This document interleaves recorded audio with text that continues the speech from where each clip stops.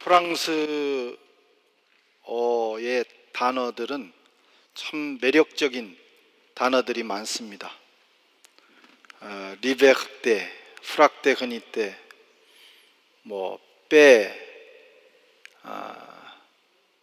뭐가 있을까요? 여러분들이 좋아하는 단어는 뭡니까? 아무르, 라무르, 또 젊은이들 사랑 좋아하겠죠. 저는 개인적으로 그 중에서 가장 매력적인 단어를 하나 뽑으라고 한다면 톨레랑스, 관용이라는 단어를 뽑고 싶습니다.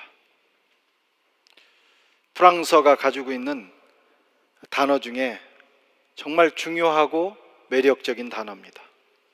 이 톨레랑스라고 하는 것은 성도가 지녀야 될 덕목이기도 하고, 또 우리가 가정생활, 직장생활, 사회생활, 교회생활을 잘 하기 위해서, 이 생활을 잘한다고 하는 건 더불어 사는 것입니다.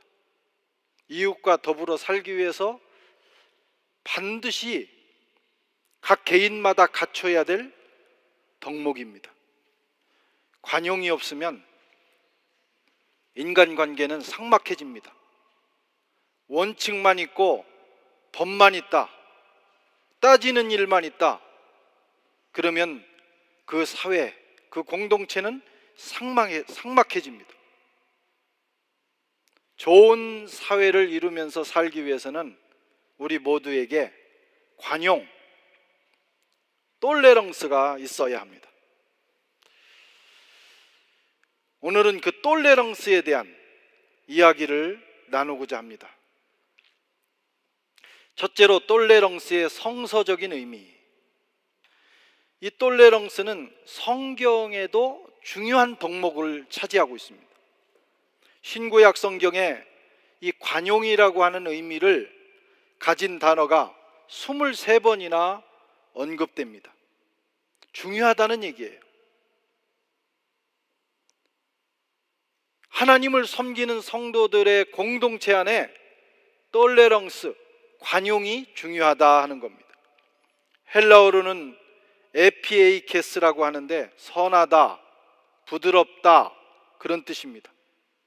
우리가 사람을 대할 때 선한 의도를 가지고 부드럽게 대하는 거, 그게 톨레랑스입니다. 관용입니다. 이것은 기독교인과 비기독교인이 어울려 살아야 되는 세상, 우리끼리만 사는 건 아니잖아요.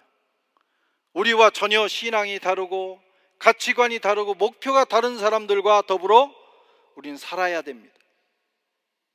그때도 톨레랑스가 필요해요. 뿐만 아니라 교회라고 하는 공동체 안에서 행복하게 살아가기 위해서 우리에게 필요한 것도 톨레랑스입니다. 가정과 직장생활, 사회생활에도 꼭 필요합니다. 초대교회도 필요했고 오늘 이 시대도 필요합니다. 오늘 본문은 사도 바울이 그의 사랑하는 성도들이 있는 빌립보 교회를 향해서 권면하는 내용이에요. 5절 말씀에 너희 관용을 모든 사람에게 알게 하라. 주께서 가까우시니라. 너희의 관용, 부드러움, 다른 사람을 선하게 대하는 태도, 톨레랑스가 있어야 된다는 거예요. 관용은 온유한 성품에서 나옵니다. 온유한 성품이 타인을 향해서 구체적으로 발현될 때 그것을 우리는 관용이라고 그래요. 특별히 힘을 가진 사람이 지도자들이겠죠? 어떤 분야에서든 힘을 가진 사람이 있어요. 그 힘을 가진 사람들에게 필요한 것이 관용이라는 겁니다. 힘과 권력의 위치에 있는 사람들은 부지불식간에 타인에 대해서 거칠게 대할 수가 있어요. 함부로 말할 수가 있어요. 그들의 의견을 무시하거나 그들의 입장을 무시하거나 깔아뭉갤 수 있어요. 억압할 수 있어요.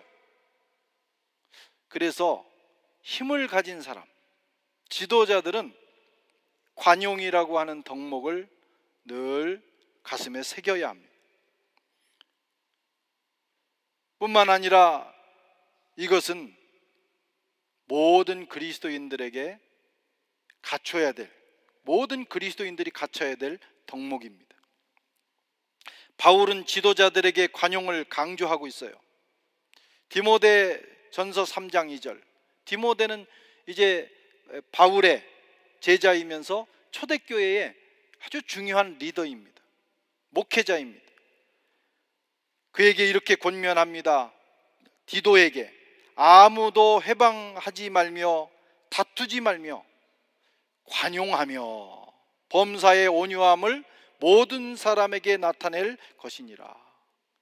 크레타 섬에서 목회를 하는 이 디도에게 이렇게 권면했어요. 또 디모데에게도 권면합니다. 감독은 구타하지 아니하며. 목회자들 중에도 사람을 때리는 사람이 있었나 봐요.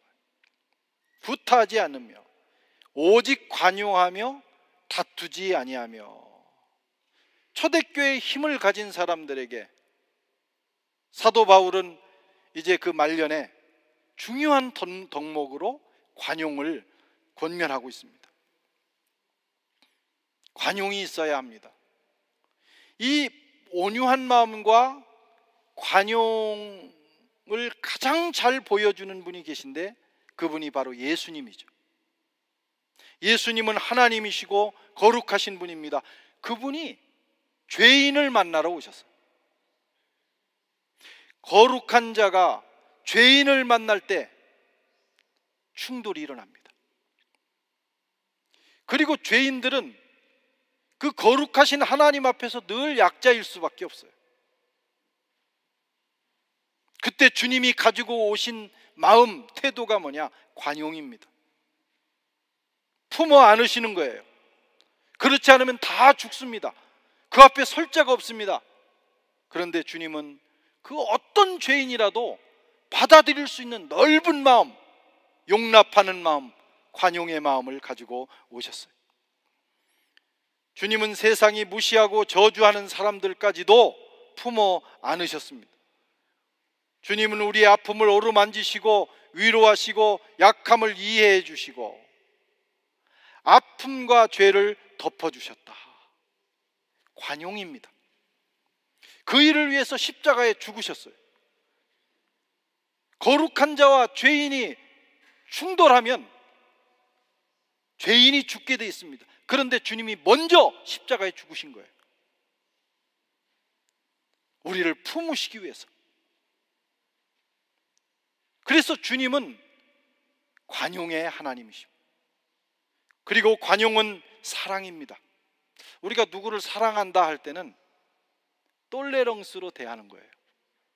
자식을 사랑하면 자식이 허물이 있어도 품어 안는 겁니다. 관용하는 겁니다. 그게 사랑입니다.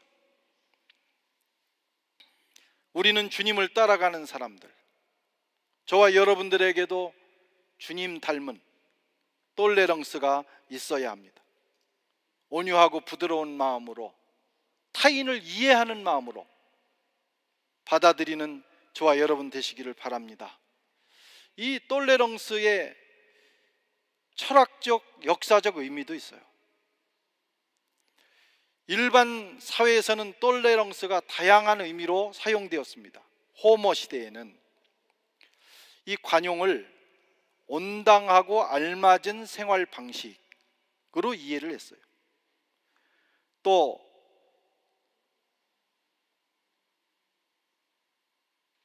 죄송합니다. 투키디데스 시대가 있었습니다. 그때는 인내와 온유라고 하는 개념이었어요. 그 후에 그리스인들은 제멋대로 방자하게 살지 않고 균형 잡히고 지성적이며 잘 어울리는 외모를 갖춘 사람. 이 그리스 시대는 사람의 그 육체의 그 균형, 외모가 중요했습니다. 그걸 똘레랑스라고 이해를 했어요. 그러다가 아리스토텔레스는 양극단 사이에 있는 복된 중용의 덕, 어느 쪽으로 치우치지 않는 그런 덕을 관용이라고 했습니다. 이 관용은 일반 사회에서도 여러 가지 의미로 쓰입니다. 이 관용은 마치 뼈와 뼈 사이를 연결하는 연골과 같습니다. 관용이 없으면 모든 관계가 거칠어지게 돼 있어요. 연골이 없이 만나는 뼈와 뼈는 부딪힐 때마다 통증을 느낍니다. 인간관계에서 관용이 없으면 만날 때마다 우리는 고통을 경험해야 돼. 서로를 이해하고 품어 안는 마음이 필요한 것입니다. 똘레랑스가 없는 세상, 험악한 세상이 됩니다. 근대 유럽에서는 정치, 종교, 도덕, 학문, 사상, 양심의 영역에서 서로 의견을 나눌 때 의견이 다른 사람에 대해서 물리적 폭력으로 제압하지 않고 그걸로 호소하지 않고 힘 있는 사람이 너는 내 말을 들어야 돼 하면서 물리적으로 대하지 않는 것, 그것을 똘레랑스라고 그랬어요. 이것이 더불어 사는 세상, 민주적인 사회를 떠받치는 기둥이 되었습니다. 민주사회라고 하는 게 뭐냐? 다양한 생각과 의견을 가진 사람들이 함께 모여 사는 세상이에요. 그때 힘 있는 사람이 그 폭력을 가지고 자기의 의견을 밀고 나가면 그건 민주사회가 아니에요. 어떤 형태를 가졌든 그건 독재사회예요. 민주사회는 뭐냐? 폭력이 아닌 대화를 통해서, 힘이 아니라 서로 간의 적절한 타협을 통해서 서로의 의견을 조율하면서 살아가는 사회입니다. 대화와 토론의 기술이 필요합니다. 그래야 평화로운 세상이 될 수 있어요. 똘레랑스가 없이는 우리는 민주적인 사회를 살아갈 자격이 없습니다. 유명한 철학자 중에 세네카라고 하는 철학자가 있어요. 이 사람은 네로 황제의 스승이었습니다. 역사상 가장 악랄한 폭군이 네로입니다. 네로는 폭군의 상징이에요. 그는 자신의 권력과 힘을 이용해서 백성들을 괴롭혔고 특별히 초대교회 그리스도인들을 잔혹하게 탄압했습니다. 그때 그의 스승이었던 세네카가 논문, 책을 한 권을 썼는데 그것이 관용론입니다. 똘레랑스에 관한 거예요. 그것을 네로 황제에게 바쳤습니다. 내용은 이런 거죠. 권력자가 갖춰야 될 최고의 덕목이 뭐냐? 똘레랑스라는 거예요. 관용이라는 거예요. 백성을 관용으로 대하는 황제가 최고의 황제다라는 거죠. 하지만 네로는 그것을 받아들일 수가 없었어요. 그런 힘을 가진 사람이 아무리 자기 스승이 쓴 글이라 할지라도 그걸 어떻게 받아들이겠어요? 결국은 네로는 그의 스승을 자결토록 합니다. 그리고 거기에 동조했던 사람들을 다 죽이게 되죠. 그 중에 하나가 사도행전에 나오는 아가야 지역의 총독으로 왔던 사람입니다. 갈리오라고 하는 사람, 세네카의 동생인데 이 사람도 결국 형에 의해서 형과 연루됐다고 해서 죽임을 당하게 됩니다. 똘레랑스는 소중한 것이지만 권력자들에게는 받아들이기 어려운 그런 사상이에요. 프랑스 땅에서 왕권과 가톨릭 종교 권력에 의해서 개신교도들이 무참하게 죽어갔습니다. 많은 박해를 당하고 탄압을 경험했어요. 특별히 16세기에 프랑스와 1세가 개신교 탄압을 시작했을 때 원래 장깔뱅은 신학을 하다가 다시 오를레앙에 가서 법 공부를 마치고 이제 아버지가 돌아가신 다음에 파리에 올라와서 활동을 하고 있었어요. 그는 아직 종교개혁자는 아니에요. 인문주의자였어요. 그가 첫 번째 책을 내는데 그 책이 세네카의 관용론 주석입니다. 그 얘기는 당시의 권력자들이 백성들을 관용으로 대해야 된다는 내용입니다. 하지만 흥행을 이루지 못하죠. 그 책 쓰고 책이 안 팔린 거예요. 실패했습니다. 당연한 것입니다. 왜냐하면 그 책을 사서 읽어야 되는 사람들이 힘 있는 권력자들이었는데 그 껄끄러운 책을 어떻게 읽겠어요? 똘레렁스라는 덕목이 받아들여지기 어려운 세상, 그런 세상이 얼마나 무서운 세상인지 여러분은 아십니까? 16세기에 개신교에 대한 박해는 일상화됐어요. 여기저기서 날마다 개신교라는 이름으로 사람들이 죽어갑니다. 똘레렁스라고 하는, 그들에 대한 똘레렁스라고 하는 말은 멀고 먼 이야기입니다. 그들은 위고노들을 똘레렁스 없이 대했습니다. 잔혹하게 박해했습니다. 모든 권리를 빼앗았습니다. 죽음으로 몰고 갔습니다. 그것도 예수님을 믿는다는 사람들이. 그 당시에 유럽 사회는 기독교 사회였어요. 예수님을 믿는다고 하는 사람들이 관용, 똘레렁스라고 하는 덕목을 자기들의 마음에서 제거했습니다. 그리고 형제들을 잔혹하게 대한 거예요. 그러다가 1598년 4월 13일에 부르봉 왕가의 최초의 왕인 앙리 4세가 낭뜨에서 칙령을 발표하죠. 유명한 낭뜨 칙령입니다. 개신교도들에게 종교의 자유를 허락한 것입니다. 프랑스 땅에 개신교도들을 향한 관용, 똘레렁스가 공식적인 법이 된 거예요. 역사적인 사건입니다. 낭뜨 칙령 여러분 학교에서 공부할 때 들어보셨죠? 종교의 자유를 허락한 칙령. 이 칙령의 의미는 똘레렁스가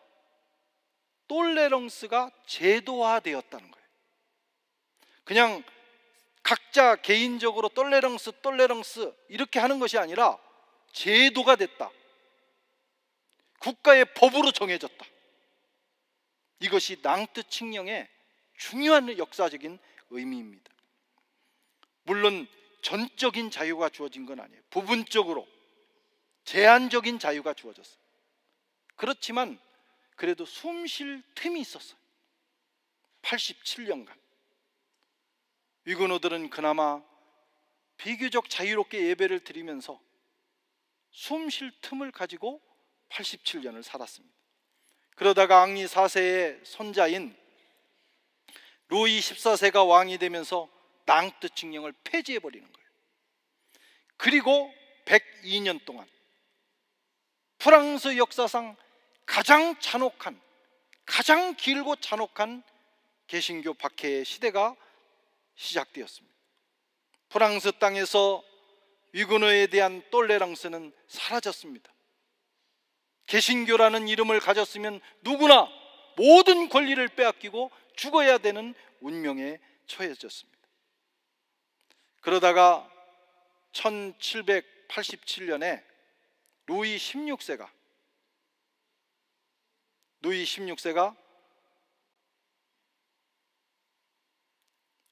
똘레랑스 칙령이라고 하는 칙령을 발표하게 됩니다. 그리고 2년 후 무슨 일이 일어나죠? 1789년에 프랑스 대혁명이 일어나게 됩니다. 이 똘레랑스 칙령 안에는 개신교의 신앙의 자유에 대한 내용도 있는 거예요. 그러나 그것이 하루아침에 이루어진 건 아니에요. 그 칙령이 발효되었지만 서서히 개신교도들이 자유를 얻게 됩니다. 신앙의 똘레랑스를 회복하게 되는 거예요. 그 과정은 참으로 험난했습니다. 프랑스 대혁명이 진행되면서 결국은 권력자들이 단두대의 이슬로 사라질 때, 그들의 목이 많이 떨어지고 나서야 비로소 위그노와 같은 약자들에 대한, 강자들, 권력자들이, 그게 종교 권력이든 세속 권력이든 다 마찬가지예요. 그들의 그 강압이, 그들의 탄압이 끝나게 되는 것입니다. 여러분, 똘레렁스, 이 관용이라고 하는 이 축복, 이것을 인류가 회복하기 위해서 얼마나 많은 피를 흘렸는지 몰라요. 우리는 그 값을 깨달아야 합니다. 지금 저와 여러분들이 이렇게 자유롭게 신앙생활하고 자기 정치적인 사상적인 얘기를 할 수 있고 내 신앙에 대해서 자유롭게 나는 이런 신앙을 가지고 있다. 물론 이단 사이비를 얘기하는 건 아닙니다. 정통신앙, 건강한 신앙, 그 건강한 신앙에 대해서 자유롭게 믿고 소개할 수 있는 거, 주장할 수 있는 거, 여러분, 이것만큼 큰 축복이 어디 있겠어요? 과거에는 그렇게 못했다 이거예요. 그것을 감사하게 여기고 소중하게 여기고 여러분, 그 가치를 지켜나가야 합니다. 뿐만 아니라 크고 작은 일에서 우리도 다른 사람을 대할 때 똘레랑스의 정신을 가지고 대해야 합니다. 내 생각과 다르다고 다른 사람을 공격하고 비난하고, 어떤 사람은 막 승질 부리는 사람도 있어요. 나하고 다르다고. 그렇게 살면 안 됩니다. 공격해서도 안 돼요. 내 입장이 소중하면 다른 사람의 입장도 소중하다. 그런 마음으로 세상을 살아야 합니다. 그것이 그리스도인의 입장입니다. 여러분, 오늘날과 같은 이런 관용, 똘레렁스를 우리가 확보하는데 얼마나 많은 사람들이 희생을 당했는지 가슴에 새겨야 합니다. 그런데 오늘날의 또 하나의 문제는 이 관용이 절대성을 가지는 거예요.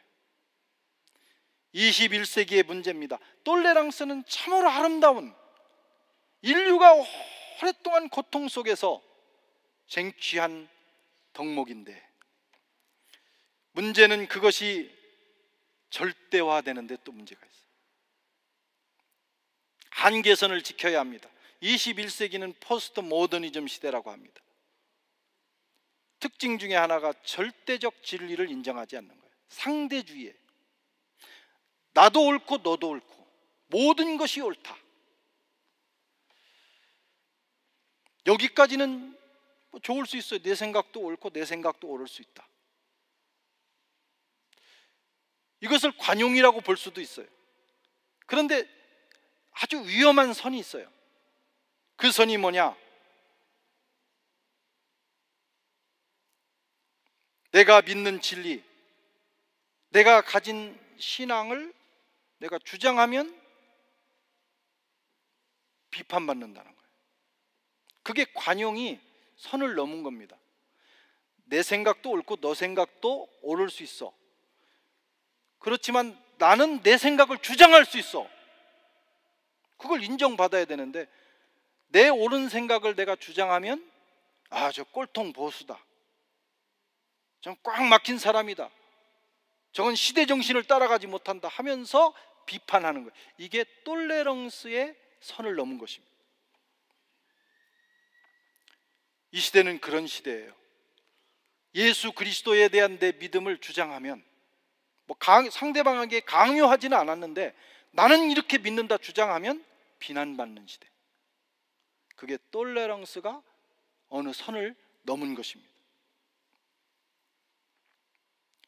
진정한 똘레랑스는 상대방의 입장도 존중하지만 내 주장, 내 신앙, 내 생각, 내 신념도 주장할 수 있어야 돼요. 당당하게.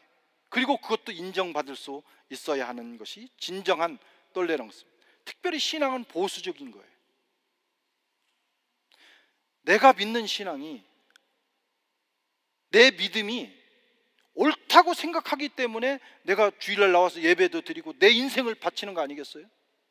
그것이 무너지면 어떻게 신앙생활을 하겠어요? 그래서 신앙은 보수적인 겁니다. 변할 수 없는 진리를 붙드는 거예요. 거기에 내 인생을 거는 거예요.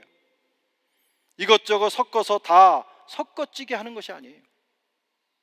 신앙생활은 선이 분명한 것입니다. 거기에 내 인생을 거는 거예요.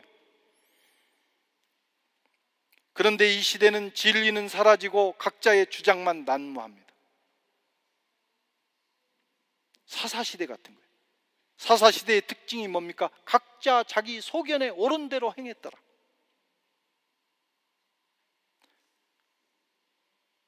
서로의 입장을 존중할지라도 절대적인 진리는 존재한다는 것을 우리가 믿어야 합니다. 그렇지 않으면 사사시대 이스라엘은 결국 어떻게 됐어요? 땅이 문란해지고 각 지파들 간의 갈등으로, 전쟁으로 초토화되고 말았어요. 세상이 그렇게 변하게 되는 것입니다. 여러분, 아무리 21세기 포스트 모더니즘 시대라 할지라도 변하지 않는 진리는 있는 거예요. 그리스도인의 신앙은 바로 그 변하지 않는 진리를 의지하는 것입니다. 예수 그리스도, 오직 믿음, 하나님의 은혜, 변하지 않는 것입니다.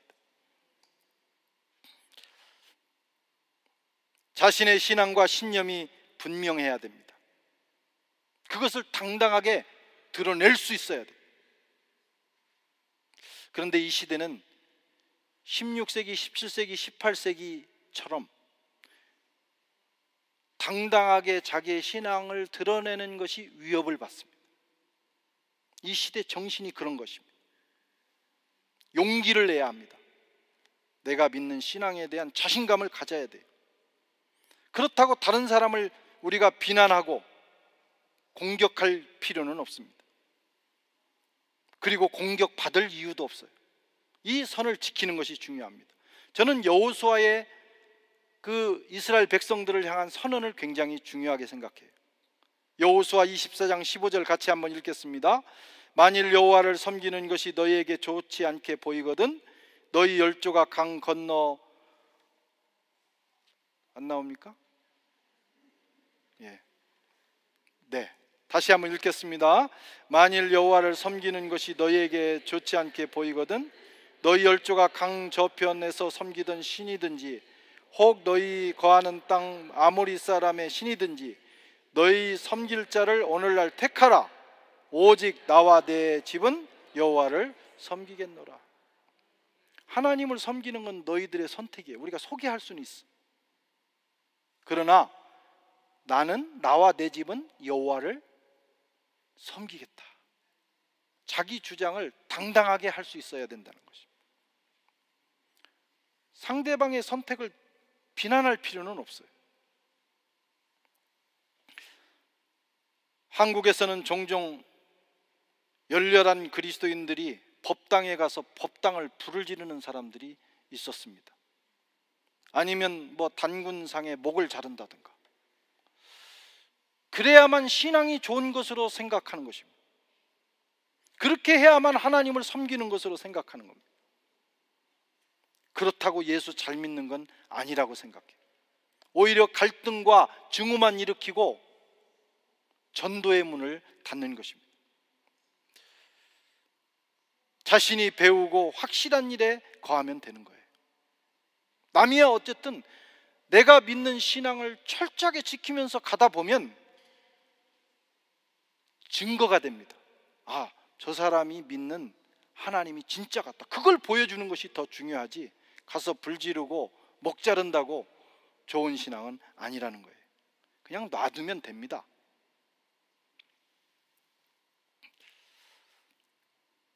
그렇다고 해서 또 위축돼서도 안 되는 거예요. 이 두 가지